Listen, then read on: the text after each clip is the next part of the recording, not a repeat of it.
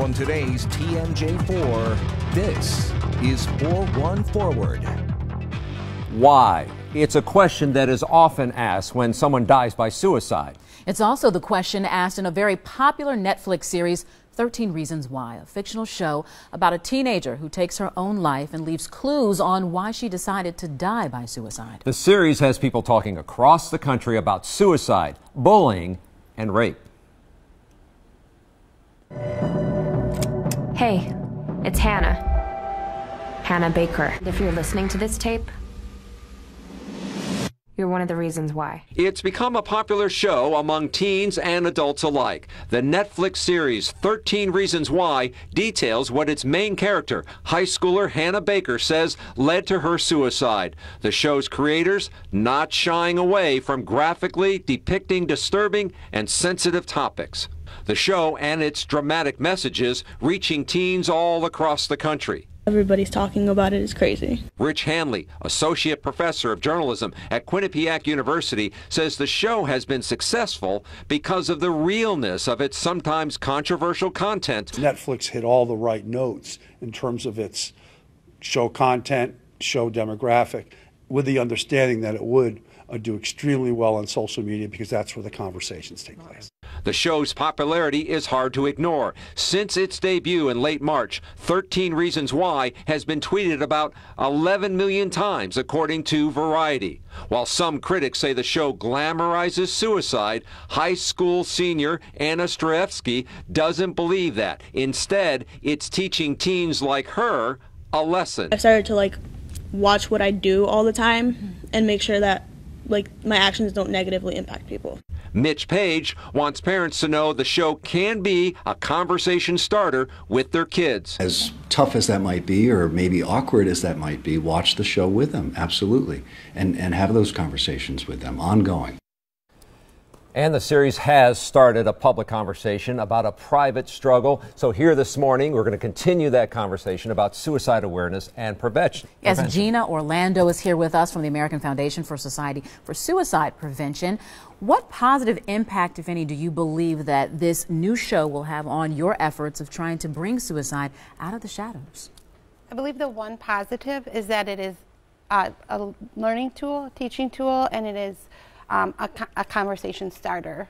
Beyond that, it's very dark, and it focuses on blame, which are things that we ask that people shy away from. So how should we get the conversation going? Well, if you want to start a conversation with somebody that you're concerned about, the best thing is to have an honest conversation. Talk to them in private and simply ask them, "Are you okay? I'm concerned about you. Have you thought about suicide?" Ask directly and competently. There's a myth out there that if you ask the question, you'll plant the seed. And that's simply not true. The next thing you do, if the person says yes, is you ask them if they've actually have a plan. If the person has a plan, that's a very big risk factor. The next thing you do is lead them to help, dependent on the moment. Because they're often going to talk to a friend or someone they know, a loved one, or where's this conversation going to take place? It should take place in private. People are reluctant to reach out. So the thing is that you should assume you are the only one who will reach out. If you're concerned, if you have a friend, a loved one, or even yourself, if you feel like you have been, down more than you normally are, if you've been anxious a lot, whatever that is, it's okay to reach out. But if you have a loved one who you notice these things happening to, assume you are the only one, and just do it in a private area where the person feels safe, and don't inflict any kind of judgment. No judgment zone when having this conversation. And you're really asking us to be vulnerable, both the person asking the person if you are in need and that person who may be in need to say, yes, I am. I wanted to ask you, Gena, race, gender, immune from suicide? No one. No one is immune from suicide. 9 out of 10 people who die by suicide are suffering from some type of mental health disorder at the time of their death. and 1 in 4 of us is walking around with an undiagnosed mental health disorder. So when you think about that, and you think about the fact that 800,000 people worldwide die by suicide each year, that tells you that nobody is safe from a mental health disorder. This is a hard subject to talk about, It but is. Gena, we appreciate you being here. Thank you. This is 2017. We've known about this issue for a long, long time. What's the #1 barrier that you could say, break it down, stop thinking this way, it needs to be talked about?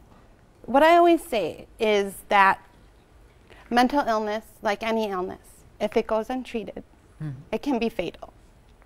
We need to look at our mental health and stop calling it mental health, actually. We need to just talk about our physical health. It starts in your mind.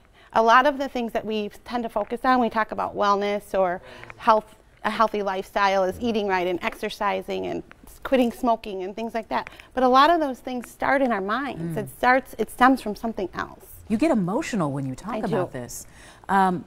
Why do you say that this should be considered a public health issue? As I just stated, there's a suicide in this country. There are 121 suicides in our country alone every day. Suicide in our country takes more lives than war, natural disasters, and homicides combined every year.